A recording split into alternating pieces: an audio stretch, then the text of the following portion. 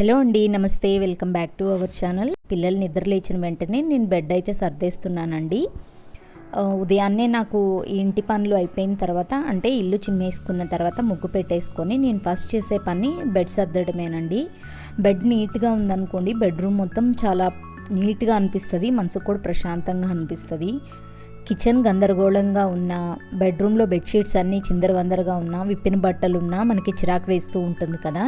ఈ పనులు కంప్లీట్ అయిపోయినానుకోండి, మనకి 80% ఆఫ్ వర్క్ కంప్లీట్ అయిపోయినట్లే. నిద్ర లేచిన వెంటనే నేను ముందు విప్పిన బట్టలన్నీ వాషింగ్ మిషన్కి వేసి పెట్టేస్తానండి. నాకు ఈ పనులు అయిపోయేటప్పటికి అవన్నీ వాష్ అయిపోయి ఉంటాయి. బట్టలు ఆరబెట్టేసి స్నానం చేసేస్తే నాకు చాలా వర్క్ కంప్లీట్ అయినట్లు అనిపిస్తుంది. కిచెన్లోకి వచ్చేసాను. నైట్ టైమే ఇటు కిచెన్ క్లీన్ చేసి పెట్టుకుంటాను కాబట్టి నా కిచెన్ ఎప్పుడూ నీట్గానే ఉంటుంది. కిచెన్లోకి వచ్చిన వెంటనే కూడా చాలా ప్లెజెంట్గా అనిపిస్తూ ఉంటుంది. పిల్లల కోసం పాలు తీసి పెట్టానండి, కాయాలి వీటిని. మేము ఎటు కాఫీ తాగట్లేదు కాబట్టి మా కోసం సిన్నమన్ టీ చేసుకుంటున్నాను. వెయిట్ లాస్ అవ్వాలనుకుంటున్నామండి, అందుకనే సిన్నమన్ టీ ప్రిఫర్ చేస్తున్నాము. మార్నింగ్ టైం సిన్నమన్ టీయే తాగుతున్నాము, ఈవినింగ్ మాత్రం కాఫీ తాగుతున్నాము. అంటే పూర్తిగా ఒకేసారి మానేయలేం కదా. లంచ్లోకి మునక్కాయలు తీసుకొచ్చారు. మునక్కాయ సాంబార్ పెడదాం అనుకుంటున్నాను. మునక్కాయలు కూడా చాలా ఫ్రెష్గా ఉన్నాయి.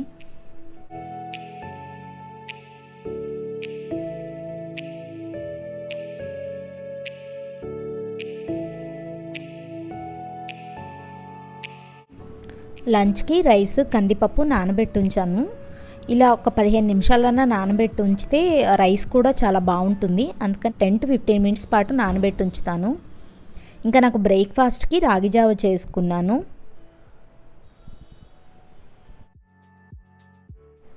పిల్లలు వెళ్ళిపోయిన తర్వాత ఇలా ప్రశాంతంగా కూర్చొని రాగి జావ తాగుతున్నాను. నాకు హడావిడిగా తాగడం, హడావిడిగా వర్క్ చేసుకుంటూ తినేసేయడం అలా నాకు అసలు ప్రశాంతంగా అనిపించదండి. అందుకనే నేను ఇలా రిలాక్స్గా కూర్చొని తాగేసేస్తానన్నమాట. బ్రేక్ఫాస్ట్ అయిపోయిన తర్వాత లంచ్కి రెడీ చేస్తున్నాను. ఈరోజు మా బాబు బాక్స్ తీసుకెళ్ళలేదండి, మా హస్బెండ్ తీసుకొని వెళ్తారు, అందుకనే లేట్గా చేస్తున్నాను. ఇంకా సాంబార్ కోసం మునక్కాయలు, టమాటోలు, ఉల్లిపాయలు అన్నీ కట్ చేసి పెట్టుకుంటున్నాను. కావాల్సినవన్నీ కట్ చేసుకొని నేను వంట స్టార్ట్ చేస్తాను. పప్పు ఉడికేలోగా పులుసు కోసం రెడీ చేసుకుంటున్నాను. తిరుగుమాత పెట్టేసుకొని మనకు కావాల్సిన కూరగాయ ముక్కలన్నీ వేసేసి ఉప్పు, పసుపు, కారం వేసి కొంచెం వాటర్ పోసి మగ్గించుకోవాలి. కూరగాయ ముక్కలన్నీ మగ్గిన తర్వాత దాంట్లోకి చింతపండు పులుసు, పప్పు వేసి బాగా కొంచెం సేపు తెరలించుకోవాలి.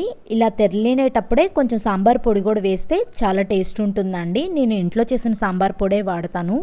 నేను చేసిన సాంబార్ అంటే మా ఇంట్లో వాళ్ళందరికీ చాలా ఇష్టము, పిల్లలు కూడా చాలా ఇష్టంగా తింటారు. మా బాబుకి లంచ్ బాక్స్ ఇచ్చేసాక నేను పార్లర్కి వెళ్ళాను, హెయిర్ స్పా చేయించుకుంటున్నాను. ఈ మధ్య అసలు కేరింగ్ పూర్తిగా తగ్గిపోయింది. అసలు ఎటువంటి కేర్ తీసుకోవట్లేదు అనమాట. హెయిర్ బాగా డ్రై అయిపోతుంది. దట్టు కొంచెం జర్నీస్ అవి కూడా ఉండడం వల్ల నేను పార్లర్లో హెయిర్ స్పా చేయించుకోవడం ఇదే ఫస్ట్ టైము. నేను మ్యాక్సిమం ఇంట్లోనే ఏదో ప్యాక్స్ వేసుకుంటూ ఉంటానండి, ఫేస్కి కానీ హెయిర్కి కానీ. స్పా క్రీమ్ అప్లై చేశాక మసాజ్ చేసిందండి, భలే రిలాక్స్గా అనిపించింది నాకైతే. నేను రెగ్యులర్గా ఐబ్రోస్కి, వ్యాక్సింగ్కి పార్లర్కి వెళ్తూ ఉంటాను. ఈసారి ఈ స్పా కూడా ట్రై చేశాను. ఈవినింగ్ స్నాక్స్కి రెడీ చేస్తున్నాను. వర్షం పడుతుందండి, వెదర్ చాలా చల్లగా ఉంది. మా పిల్లలు బజ్జీలు కావాలని చెప్పి అడిగారు, అందుకని అరటికాయ బజ్జీలు వేస్తున్నాను. శనగపిండి కొంచెం తీసుకొని దాంట్లో ఉప్పు, పసుపు వేసి కొంచెం వామ్ వేస్తాను. ఇంకా సోడా ఉప్పు అస్సలు యాడ్ చేయనండి నేను. కొంచెం వాటర్ వేసుకొని బాగా బీట్ చేసుకొని కలుపుకున్నామంటే దాంట్లో ఎయిర్ ఫామ్ అవుతూ ఉంటుంది. మనకి సోడా ఉప్పు వేయకపోయినా కానీ బజ్జీలు బాగా పొంగుతాయి అన్నమాట. సోడా ఉప్పు వేయకపోయినా కానీ బండి మీద వేసే బజ్జీలు పొంగుతాయి కదా, అలాగే పొంగుతాయండి. బజ్జీలకి పిండి కలపడంలోనే ఉంటుంది మ్యాజిక్ అంతా. దీంట్లో వామ్ వేసాం కదా, గ్యాస్ ప్రాబ్లం కూడా ఏముండదు.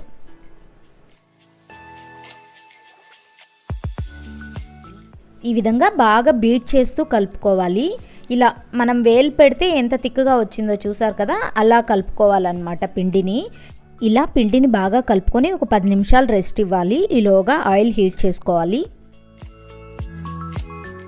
అరటికాయని ఇలా సన్నగా స్లైసెస్ చేసుకొని వాటర్లో వేసుకొని కొంచెం ఉప్పు వేసి పెట్టామంటే మనకి నల్లగా మారకుండా ఉంటాయి.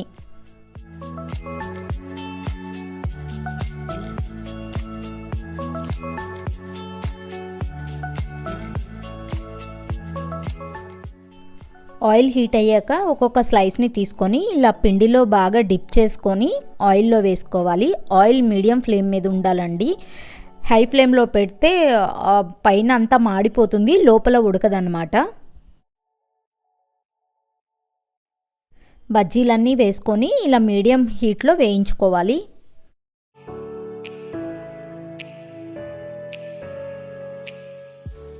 చూసారు కదండి ఎంత బాగా పొంగుతున్నాయో. మనం ఏం సోడా ఉప్పు కూడా వేయలేదు, ఆయిల్ కూడా ఏం పీల్చదండి అసలు. రోడ్ సైడ్ బండి మీద వేసేవాళ్ళు పిండిలో ఎక్కువ సోడా ఉప్పు మిక్స్ చేస్తారండి, బాగా పొంగడానికి. ఆయిల్ ఎక్కువ పీల్చేస్తుంది అనమాట, అది హెల్త్కి అంత మంచిది కాదు. ఇంకా బజ్జీల్ని ఇలాగా మధ్యలో కట్ చేసుకొని ఆనియన్స్లో కొంచెం కొత్తిమీర, ఉప్పు, కారము, కొంచెం చాట్ మసాలా వేసుకొని అలా మధ్యలో స్టఫింగ్ చేసుకోవాలి.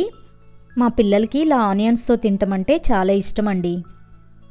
అందుకే బజ్జీలు చేసినప్పుడు కంపల్సరీగా ఇలా ఆనియన్స్ని ప్రిపేర్ చేస్తూ ఉంటాను. ఇలా మొత్తం స్టఫ్ చేసుకొని కొంచెం లెమన్ పిండుకొని తింటే చాలా టేస్టీగా ఉంటుందండి.